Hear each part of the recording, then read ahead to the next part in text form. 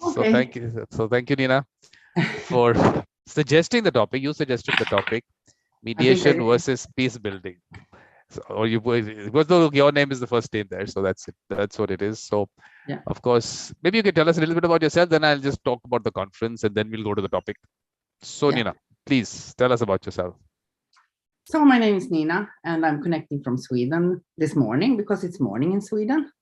And I'm a mediator, of course. Yeah, I have been working with problem solving for over 30 years, you could say. So I have met a lot of different problems at my work, and I think people are very interesting. So maybe that's why I like mediation very much. Great. So, what it was just a few minutes, a minute on the conference. Just to tell you that we are part. This is part of the World Mediators Conference, which is happening from 18th May to 30th June. The idea is to put out the Mediation Vision 2026 for the evolution of mediators and mediation, and then take those discussions further throughout the year. It was, so I mean, the inaugural address was by Ken Cloke on 18th May on his birthday, which is also going to be celebrated by me as World Mediators Day because of the person Ken is, who represents mediators the best way they should be. So he gave his inaugural address on war in Ukraine, lessons for mediators. So please go to YouTube, watch the recordings of all the sessions up till now. On the social media post, you'll find the link to the schedule, which will give you the days, the dates, the time, the session number. You'll find the YouTube link here. You go down on the social media posts. Please click on the posts and share them. List of panelists is on the other page, and some broad points for discussion. So if you want to participate in it, just share my post, use hashtag Mediator Vikram, and I'll get in touch with you. So today we're discussing peace building versus mediation, mediation versus peace building. So, Nina, what we'll do is, let me just start with how is peace building defined. So it's the development of constructive personal, group, and political relationships across ethnic, religious, class, national, and racial boundaries. It aims to resolve injustice in non-violent ways and ways to transform the structural conditions that generate deadly conflict. And you'll find lots of definitions. Now, what happens is, whenever you talk about peace building, for some reason, mediation also gets discussed with it. And when you ask people about mediation, peace building, the word is used there. So we just wanted to discuss that. So, Nina, what do you want to start with? How do you want to start the discussion? I think peace building in this world, it's a huge work. As it looks now, we need more peaceful people, or at least people. Of course, none of us are perfect. First of all, I would like, but more people that aim for peace. And I think for me, that means also to work on yourself. And somewhat in this life, I think that is the most difficult we have, to work on ourselves and to meet ourselves. So I think to reflect a bit over who am I is a good start. But how do you differentiate from mediation? That's the point. Mhm. We are trying to distinguish peace building and mediation. How would you do that? Mhm. So mediation is, I think you could say it's a process for a certain reason, where people come together to try to find a common ground, first of all, to build on, and eventually find an agreement, at least to understand each other. And when it comes to peace building, I think those particular parts are also quite the same, I would say, because if we don't understand each other, how can we have a conversation like you and I have now if we are not curious enough to try to understand each other? And that doesn't mean that I need to know everything about you from the beginning, and you don't need to know everything about me from the beginning, but we need to be curious and willing to learn. What do you Absolutely. think? Absolutely. So basically, a process where it would lead to peace building maybe, but peace building would be a much larger activity. So mediation to be used and can be used as part of that process. Is that what you're saying?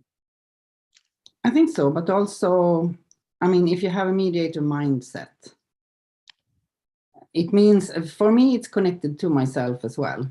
If I have learned about myself, what my triggers are, and how I react to, for example, critique, then I can learn to not react directly, but instead take a step back, try to listen to the other, and try also to ask open questions, even in my own life.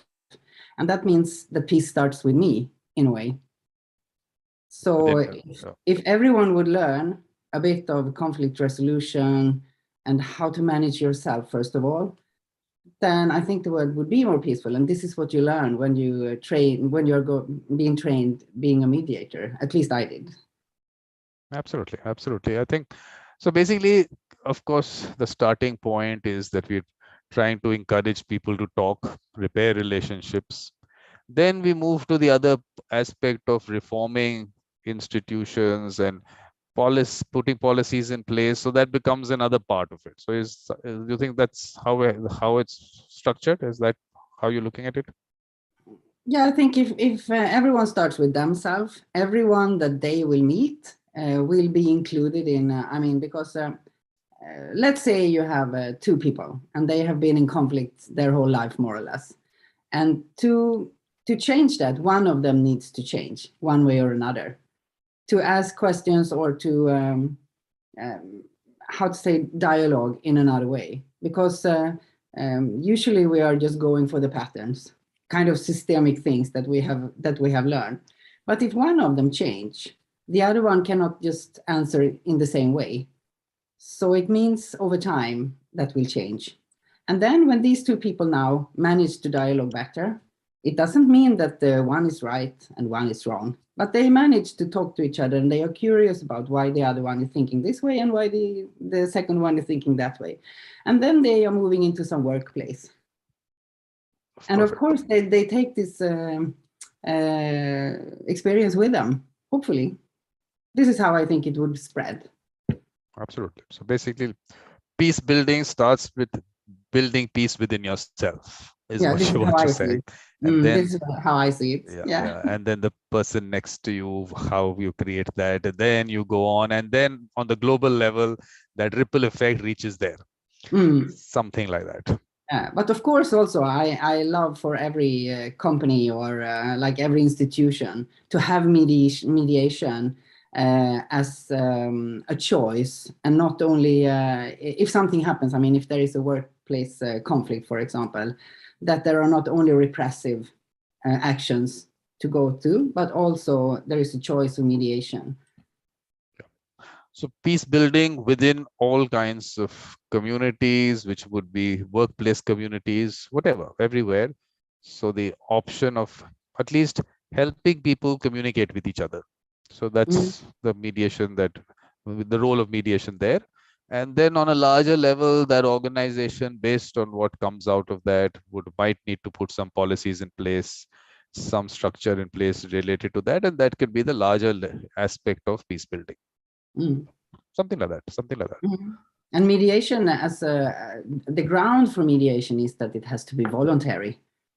But some states or some institutions, they have it that you have to do it. So I think then it's not really mediation.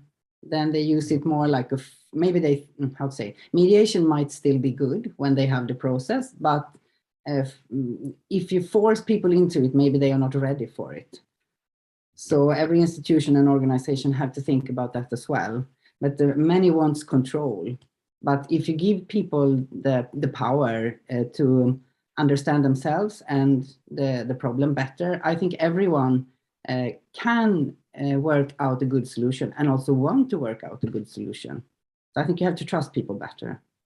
Yeah. And yeah, main thing is for them, the whole voluntary aspect is that at least they're looking at the process as their process, not as someone else's process where they've been pushed in, and because of that, the resistance comes in, and something which could have actually been easier to resolve becomes that much more, maybe becomes that much more difficult. This is how I think about it. How do you think the same, or what do you think about it? Exactly. I always talk about this. I mean, I've criticized the whole concept. First of all, I criticize mediation in the court system, which has Mm, connected mediation to a certain dispute resolution process, which has nothing to do with mediation, a totally adversarial process, and you connect mediation to that. So I have a problem with that. On top of that, then you force them this mandatory mediation concept that is now circulating everywhere, and this Italian model people are taking all over the world, not understanding that the whole reason for that mandatory was because the courts were totally, I mean, let's just say inefficient. I don't want to use other words for it, just inefficient.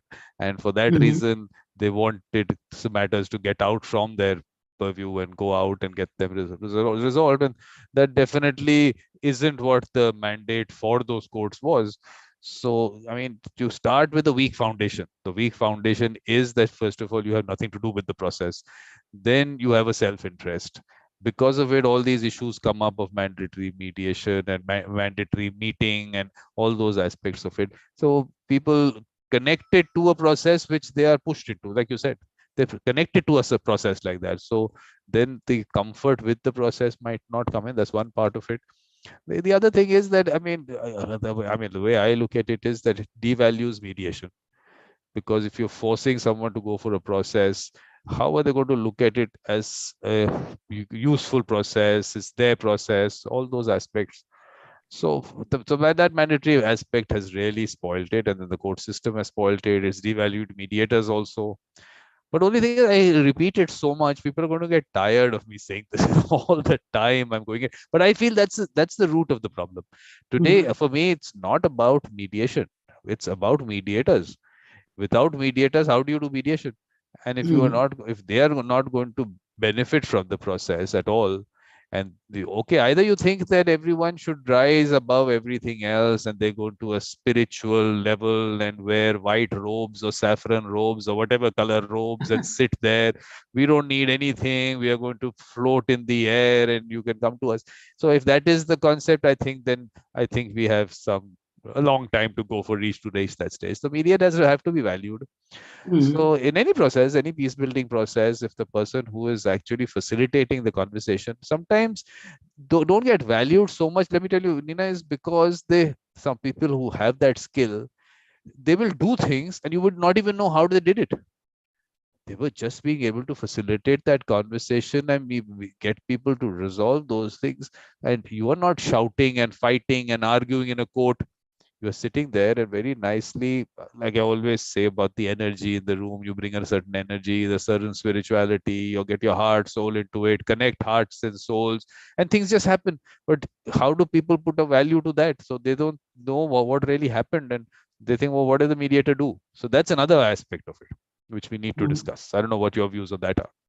No, I think how to say, some people maybe they don't have enough knowledge about mediation. I think some organizations, they think that mediation might be too soft in a way, but then they don't understand the power of the mediation process, where people are able to tell their own story and find empowerment inside themselves, and also they also get the opportunity to take full responsibility for what they have been through. And I think if you don't understand that, you think it's a soft thing, people are just talking and blah, blah, blah, then you have not understood it Yeah. fully. No, I think, Nina, what has also happened is that because there is this one facilitative model that came out and went around saying mediation has to be facilitative, you don't go beyond that. Now, the Mm-hmm. thing is that in different parts of the world, people are expecting different things from the person who is assisting them. Yes. Some people want the person to suggest. So now you can't say that, no, you have to keep it as the facilitative process because someone sitting in some part of the world said that's the way mediation has to happen.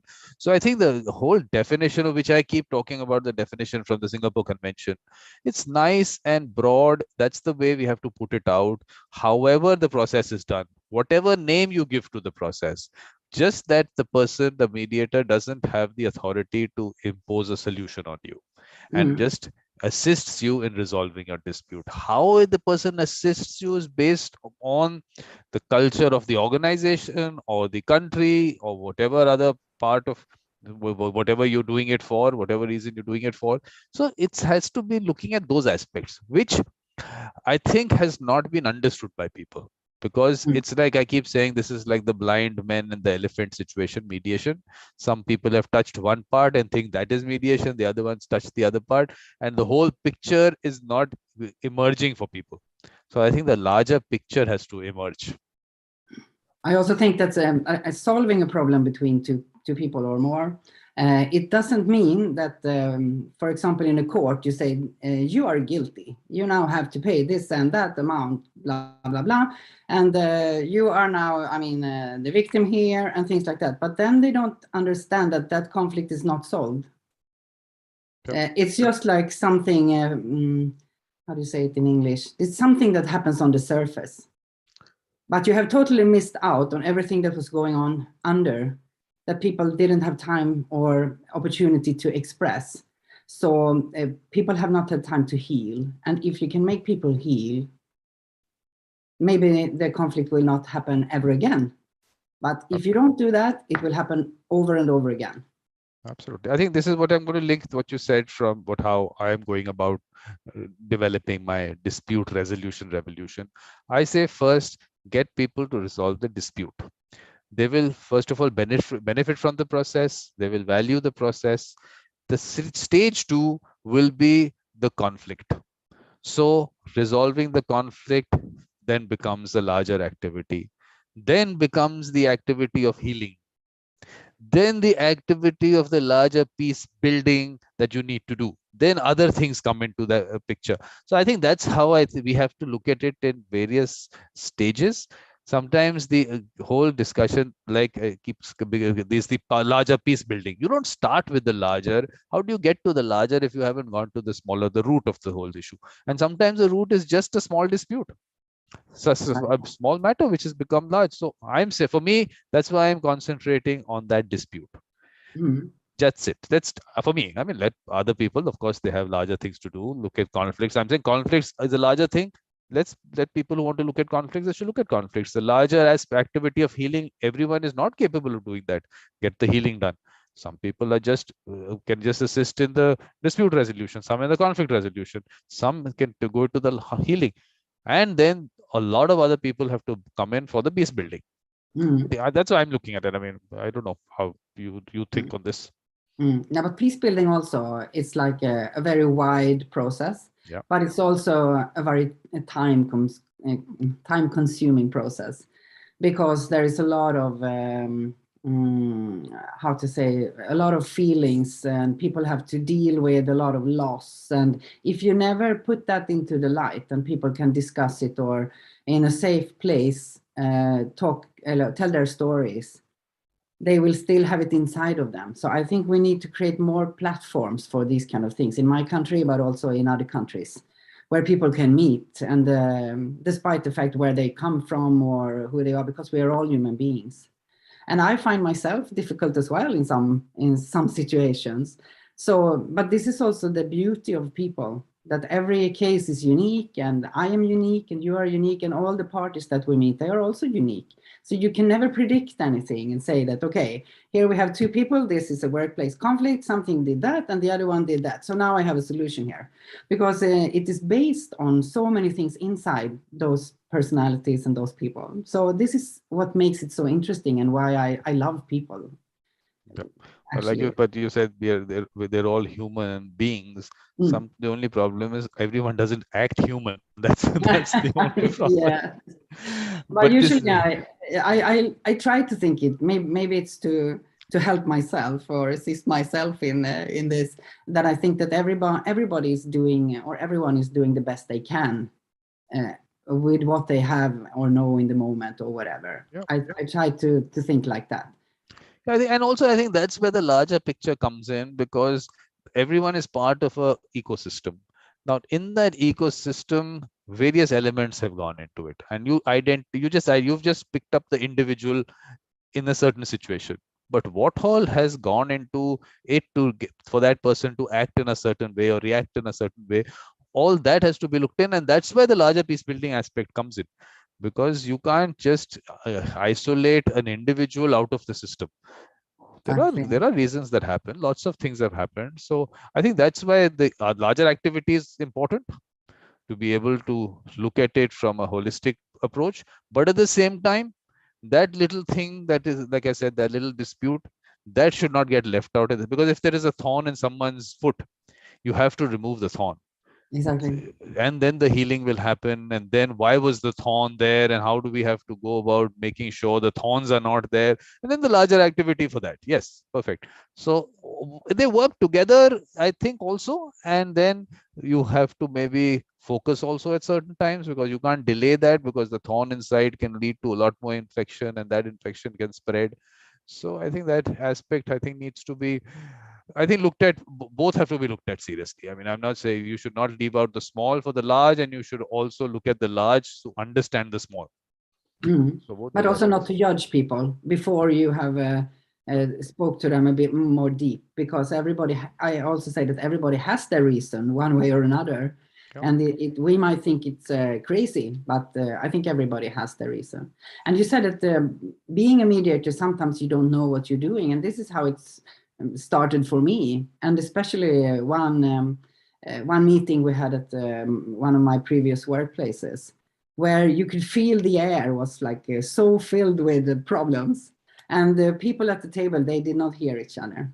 So what I did unconsciously was I started to translate what the other part said, so the opposite part understood what was said in their way, because they were just talking and it was like this. But then when I translated the emotions and what they said, it started to go through. And after that meeting, many people came to me and said, "What did you do in there, Nina?" And I said, "Actually, I don't really know. Maybe I translated what was said because you were speaking different languages." Like, Yeah. so that was my first, like, the light bulb came up in myself, like, wow, this is what you can do. And I just did it, like, naturally.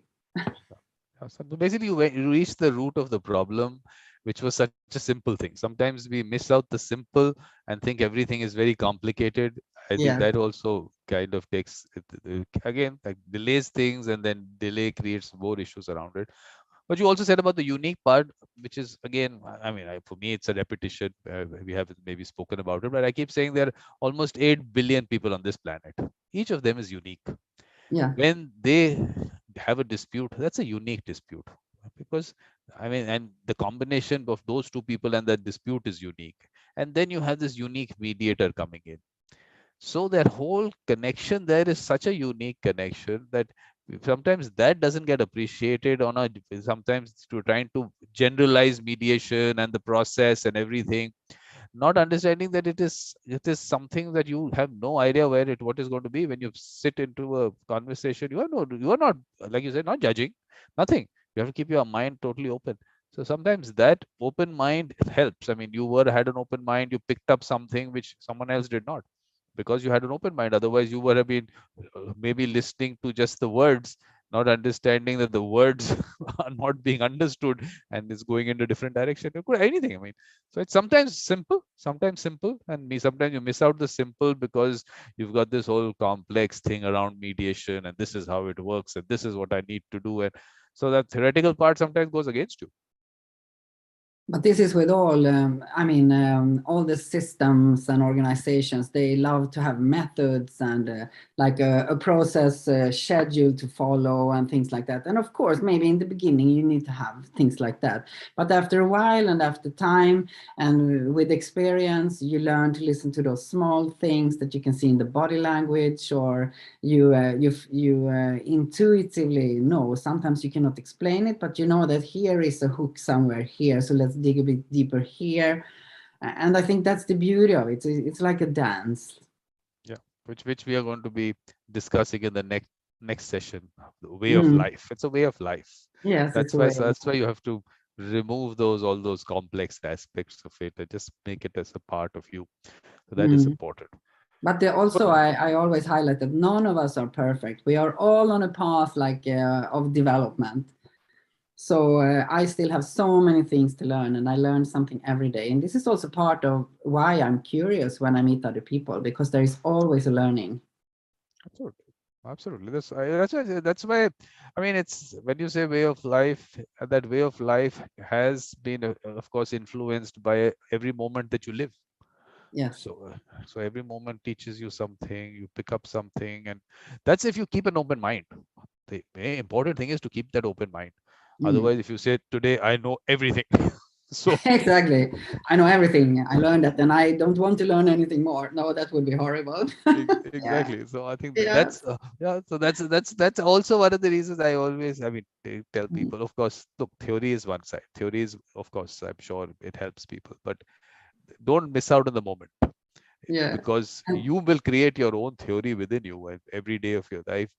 And theories sometimes are very general. So here you will create something special for yourself as you go along. So I mm, think that's what we need to look at from the mediation perspective. But mm, but on the larger peace building, I think, I don't know. I mean, what all elements go into that? I thought maybe we should be looking at that, or just today we should just be looking at this aspect that peace building on a general level is a larger activity, and part of it is, of course, getting people to have those conversations and whatever differences at the first level. Is that how we're going about it, Nina? yes. You Or is can, there something? let's go. Just suggest, and I follow you. No, I'm okay. No, I'm okay with having only a half an hour session also. Because I tell No, you what but happens. about gender, I can say one thing, and that is that it's not very common that women are taking part in writing and deciding about peace agreements. And this is why we have this UN resolution 1325 and all the following about gender, peace, and security, or all of these things. And I think it's very, very important that women are taking a step forward. And I went to a university course once, and we had a question: are women more peaceful than men? And the result of everything we read was that we cannot say for sure, but we have not tried it. So we should try it more to see. And I don't know, what do you think about that? Look, for me, it's very clear because, of course, we can have a discussion on this aspect. Do women make better mediators? We can have part of the conference also. We can do that.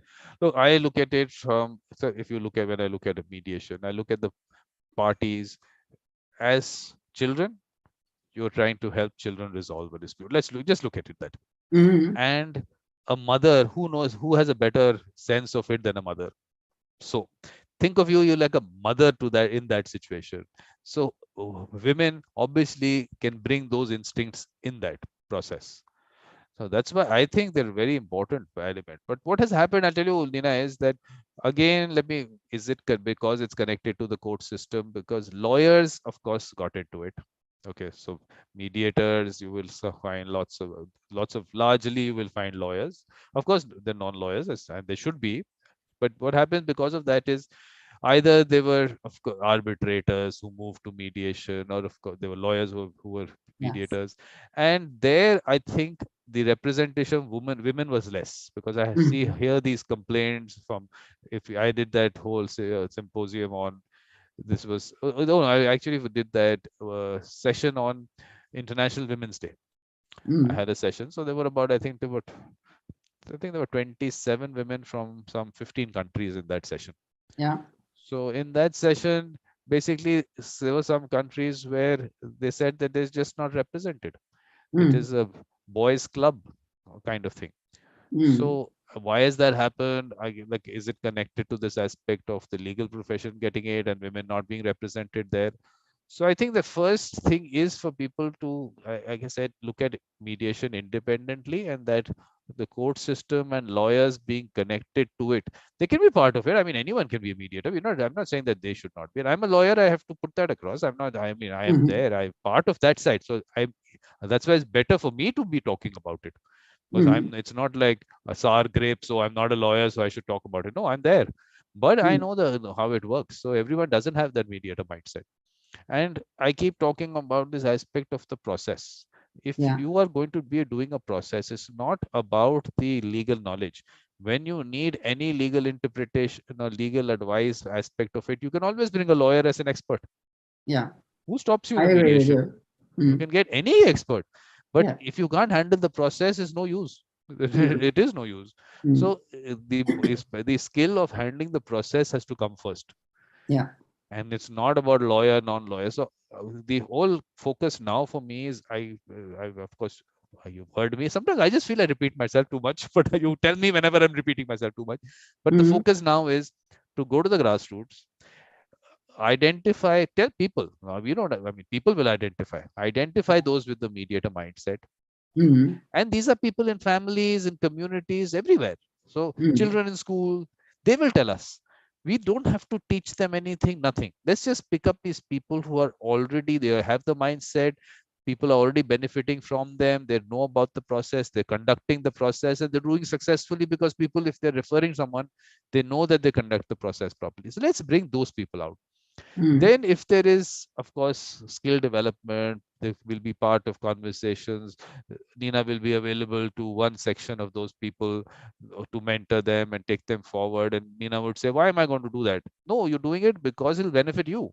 Because in that community of people which they come from, they will of course be doing certain things, but there will be other, maybe more complex, or certain aspect that they can't handle. You can come in as a co-mediator, or you can be called in as a mediator. So you will be able to enhance the value that they bring.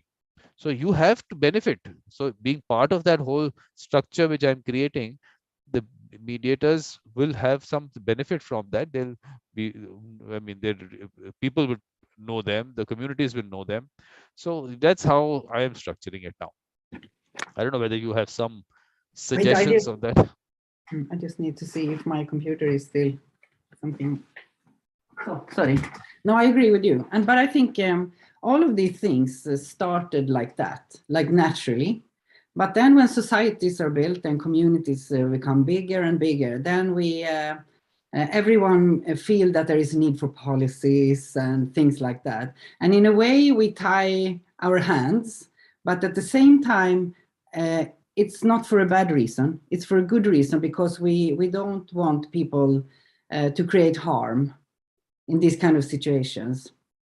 We need it to be a safe space where none of the information will be used in a wrong way. So therefore it's confidential, the process, things like that.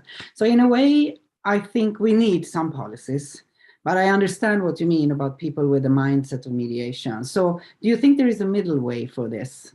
Look, I'm telling you, the first starting point is for people to first use the process, value the Mm. process. Now, what has happened? You're talking about communities.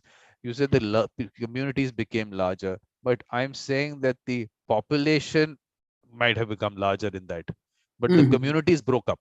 The communities did not stay. So it's not really a community the way we'd want them to be. So on one end, we'll have to work on developing communities. So they should feel like a community when they have some Yeah. sense of ownership.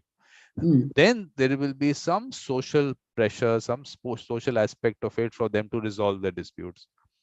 And then these people whom they are identifying, is that there's a trust factor with them. So all these elements that they keep talking about, that we have to have some, we have to maybe have qualifications and certifications and legislations on these aspects. Why?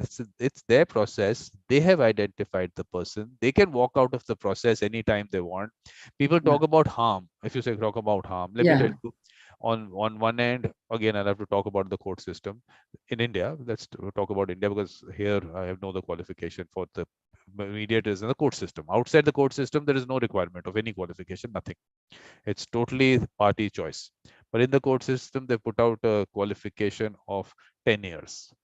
So 10 years of Oh, 10 years of experience of a 10 lawyer years. Yeah. in the courts. So they Mm. put that qualification there. So what I have to tell people is that on one end, you have a lawyer who graduates and then is enrolled in the bar. Okay. That lawyer can represent someone who's on the death penalty on day Mm. one. Day one, there is no limitation to what you can do. You can on day one. On the other end, this is some rocket science mediation that you need 10 years to be able to help them, and you might do some harm. Here, this guy's on a death penalty, he might die. That's okay, but you might do harm to people who are already in a dispute. So I think they've taken it to a different direction on this whole aspect of how and who should be doing it. Look, it just leave it to the parties. Don't. This is again, I'll connect it to when I keep talking again about the colonization mindset, that the Mm. state needs to be involved in everything you do. So if you are sitting with someone else who's helping you resolve something, the state should be somewhere there. This is has to be my person, how I certify this person. I have to be telling you who to go to. Get out of it. It's not your thing. You do other things. You do the larger peace building activities, put policies in place, see that is the larger ecosystem. If there are issues there, start looking at those things. This is where that maybe this is interesting, that mediation peace building activity for the state can look at the peace building activities, let the mediation stay with the people, let it be their process, let them do it how they want to do it, their flexibility, they choosing the person. So maybe this aspect also needs to be discussed and looked at, Yeah, because I think all those policies, they are there because people think that we need them. I mean, and maybe also it is proven that I mean, some cases maybe have freaked out in a bad way. So then somebody understood that, okay, we need to have some ground rules, for example. So how to say, isn't it also about some kind of maturity, or I mean, and also we learn every situation we find ourselves in. The first time we might not understand anything and we just react, but then it happens the next time and the fifth time and the 10th time, and over time we learn how to deal with it. We are not reacting the same way as we did the first time. So it will depend on where people are on a certain scale dealing with themselves, I think. I'm not sure. And if you have two people that are very, very angry with each other, and maybe they cannot manage any, how to say, dispute resolution because they will just be angry. But of course, if they are being angry for 5 hours, maybe in the end they will be too tired to continue to be angry. And if you mean that then they start to talk, I don't know. But I think still some rules are good to have, but I don't want them to tie down the whole process. well, like I said, if the mediator is chosen by them, it's Mm. someone that they trust. It's not Mm. easy to trust someone with your dispute. They will Mm. decide, and it's the choice of both the parties. So there has been some selection process by both of them. So Yeah, if both because of them have then you also reached, have to think about the power of balance, or the balance of power, or they will whatever. If look at one that. has Yeah, more power, and so that's how where would the you do that? choice. That's where the Mm. choice of the mediator by Mm. them, by itself, will be someone whom they know. Mm. If someone is at a weaker footing, will know Mm. that this person will be able to keep that power balance in place. So they know that. That's why I'm saying that it is something that it is their dispute. They are smart enough. They are not going to get into this whole discussion without choosing the right person for them. Anytime they feel that the person is not right for them, they can move out. That is where, when you said about confidentiality and that aspect of it, that is where legislation comes in. Mm. So, like I said, in our country, we have the best law, which people say we don't have a law because Mm. it's called conciliation in our country, and Mm. that's the best law, because you parties can choose who the mediator is going to be. The process totally flexible, the way it has to happen. But at the end of the day, that whole process is the confidentiality is protected by law. Yeah. Without prejudice is protected by law. Mediator not being called as a witness is protected by law. So Mm. these are elements where the state comes in, and the judiciary, of Mm. course, Okay, I needs to understand now what you interpret it mean. in that manner. The parliament has to put in laws in that manner. That's when the larger thing comes into place. Mm. The settlement agreement is as good as a court decree under that Mm. law. So Mm. these are this is what confidence you have to give to people, that look, you're getting into a process which the outcome is beneficial to you. The outcome doesn't, the process doesn't go against you, but you have the flexibility to do it the way you want to do it. It's your process. Give them that feeling. And of course, in countries like ours with such a large rural population, people sitting in villages who don't have access to court. In general, people don't have access to justice. Yeah. Where is justice? It's all justice is denied. That's all that happens because it's delayed so much. So they don't have that. And that village, if the person's sitting there and they can bring in whom they want and they can take the process the way they want, and they get a court decree sitting in a village in India or anywhere in the world, can it be better than that? So these are the elements that you have to work on in terms of structure, mm, but stay out of things which you are not required to get mm, into. So mm, that is where that balance has to come in, and that is where, of course, states don't understand. They want to interfere in everything that happens.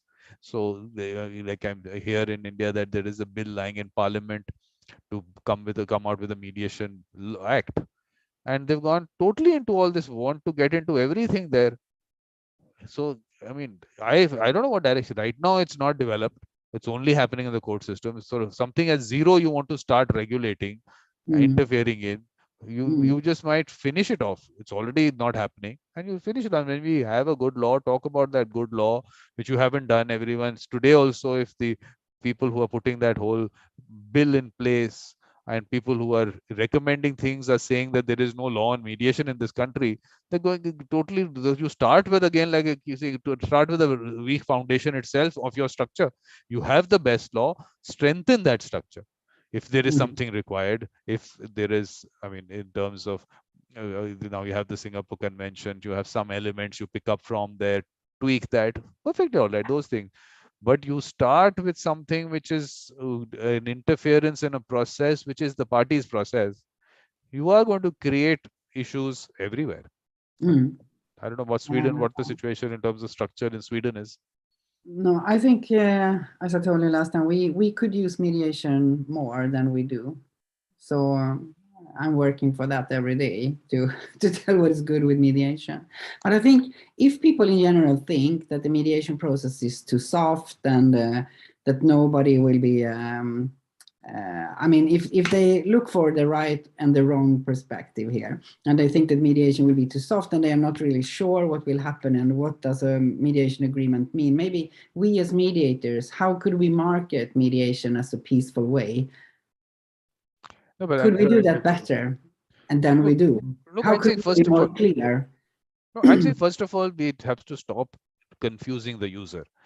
All Mm, these things about facilitative, evaluative, transformative, narrative, the user is not concerned with all this. The user is sitting there wanting to resolve their dispute. How mm, the mediator goes about it, does the mediator have to stay soft in some places, be evaluative, be able to suggest solutions, and that provides value to people? Give it to them. Don't tie the hands of a mediator by creating this whole thing around models. First of all, that part of it spoils the whole thing.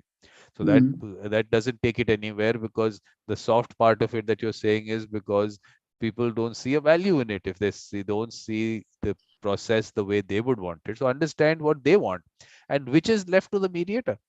mm, In that whole, it's not about Sweden, it's about that, those, like you said, those unique people sitting in that unique situation. mm, Take that process the way you feel they want to take it. You can gauge that. That's where your skill comes in. How much do mm, they want, how much do they don't want? So that aspect of it, you can't tie the hands of a mediator. First of all, that you can't do that, then you're going to go wrong in that process. But on the mm. other end, that whole thing about not being able to impose a solution should be clear. That the mediator cannot impose a solution No, should no, be no. clear to the parties. It should be clear to them, so they know Mm, that aspect will not come up. But the worry can be on their end, that is the person really pushing us to something, imposing something on us? They should not get that feeling. So, but in terms of the law, what does the law say on mediation, which is outside the court system, private mediation as it is called, but that is mm, mediation. mm, What is the law there on that? mm. We have actually I was trained in Ireland, so therefore I didn't learn my own law in Sweden when I studied mediation. But as I know, we have there is a mandate to use mediation in every case of crime where people are under 21 years old. But still, many investigators they forget to put mediation as an opportunity. So that I think is because they don't really know maybe what it is, or that mediators are not so good at marketing what they are doing, so it's understandable for others. I don't know, but somewhere there could be something. which is not good. But as I'm a mediator myself, and as I believe really in mediation. Of course, mediation cannot solve everything. There is always cases which will not be solved by mediation either. But mediation is a huge opportunity for people to learn something new and to work through a problem together, and then resolve it to a certain extent that they will not fall back into that problem. Okay, so we have a session by Pascal. Like you see the book. Uh-huh.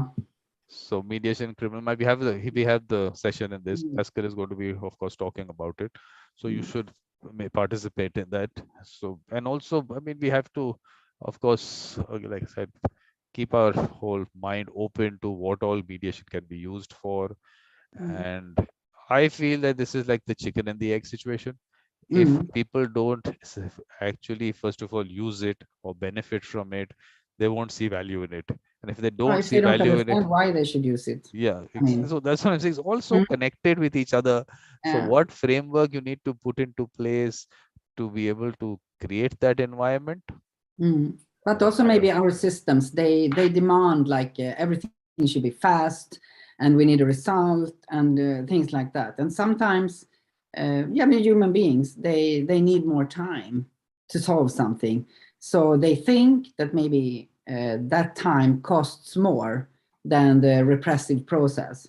But in the end, if it takes a little bit more time to start with, and you resolve the issue from from the roots, then that problem will not appear again. And at the same time, the repressive process, it will appear over and over again, because if you don't find the roots, then it will continue. So I think they are, yeah, if they cannot understand that financial perspective, because mediation is very fast actually, still, even if it might take more time, but it's also very effective when it comes to that.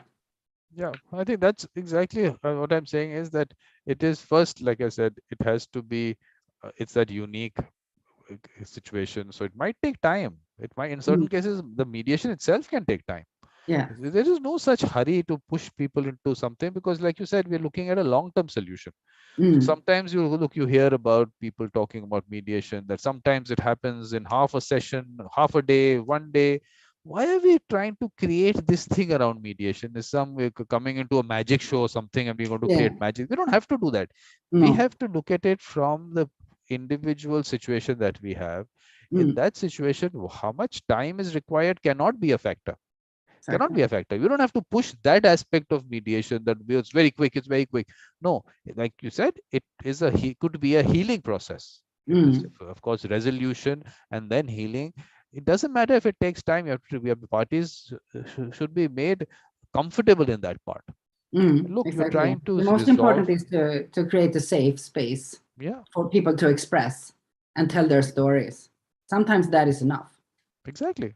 So that's what I'm saying, that we don't know what is really required there, where it's going to go. It could be, it was a very basic thing which you identified in 5 minutes and you were able to just help them resolve it right there. Some things which were very deep seated, it takes its time to get to the root. You have to dig deeper. The parties have to dig deeper, bring all that out. It can take time. No, I don't, because that I'm saying that we a lot of times this aspect of the fast process that it is spoken about. The other things they say it's cheap. Why should it be cheap? I mean, what is the concept of being cheap? The fact is that finally it is a time spent by someone in assisting you, and that person's experience, the person's skill. Why do we want to devalue it by saying it's cheap? It could be someone who should charge much higher than the highest paid lawyer in the country or the world. Why not? Because the person's helping you resolve something which is a final thing. There is no concept of an appeal against it, nothing. You've reached a finality, and if the person has helped you heal and has been able to transform your relationship, you have to put much more value in it. So let's not cheapen it by calling it cheap. So It's a keys lifetime. It's a lifetime solution sometimes. exactly. So both Yeah. the aspects of cheap in terms of course, how much you're spending in the process, how much time you're spending on the process. That should not be pushed to the parties, because I think that is taking it in the wrong direction. They're expecting some magic to happen in 1 hour. There's something will happen. No, it might take 1 hour to do something. Like I said, if a person like you identifies something in 5 minutes, it might half an hour and whatever. It just depends on the person and the situation. So I think that aspect also, maybe that's why people don't understand and value the process, because they've been told some things about the process which maybe is not the way we have to portray it. So I think the benefit of it should be more than talking about it from the time and the cost part of it. The Exactly. the larger value that you're going to receive, I think those aspects need to be highlighted, and then things will be, of course, with the right people. Again, identifying the right people with the mediator mindset is, for me, the foundation of it. So this is Because what you're trying to do with this series of sessions, yeah? this series, and after this, I'm going to reach out to the grassroots level on a mass scale. I actually, initially when I started, I felt that if I can bring together 1,000 people who have that passion to reach out and want to create a change, Yeah, then those 1,000 can reach out to 1,000, of and we'll course. have 1 million people there who we've got into the system. But then I realized over time that the people that we have who are mediators actually have to do so much more to earn their basic livelihood, so they don't get time to do much more. So if first of all, for them to become full-time mediators, we have to create that environment. Again, chicken and the egg. First, if people actually understand the value of it and use the process, there will be more work for mediators. But because of the fact that they have not experienced it, and of course, if there is not enough word of mouth and user experience out there, other people will not know about it, they won't use it, so that whole cycle continues. So where to break it is what that's why connecting, and my symposium last year was on the aspect of connecting people to the process, Yeah, that this is a process that you know about, you're familiar with the process. Don't try to don't try to push this technical mediation word in their mind. We don't have to do that. We don't, it doesn't matter to us what that process is called. In Hindi, like in our language, in Hindi, there is a certain word for it. In Swedish, there will be a word for it. Push that word. Talk about it in that word. Why do we have to talk about mediation as the word used by some people?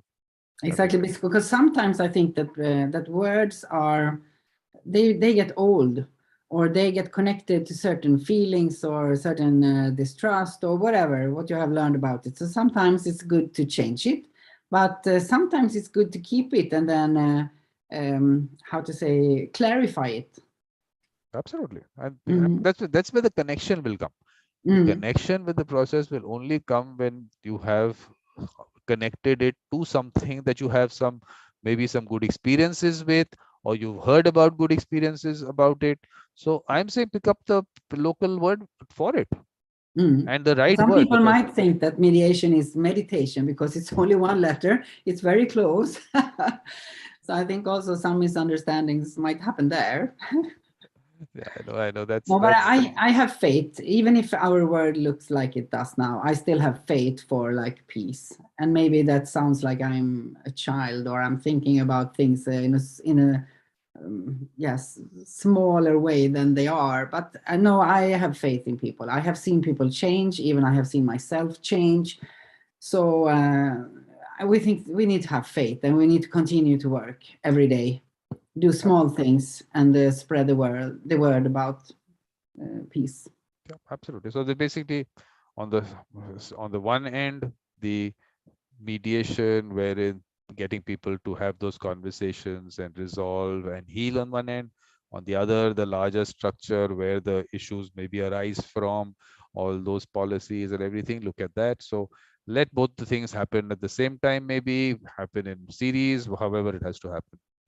So And at to this, see the bigger perspective, not only look at your own egoistic, how to say, fulfillments in life, like that you want to serve and use yourself, learn skills which are natural to you, and become better in those, and then how to say, to serve the world in a way. yep. So at this point of time, Nina, I think we can conclude this session. Uh-huh.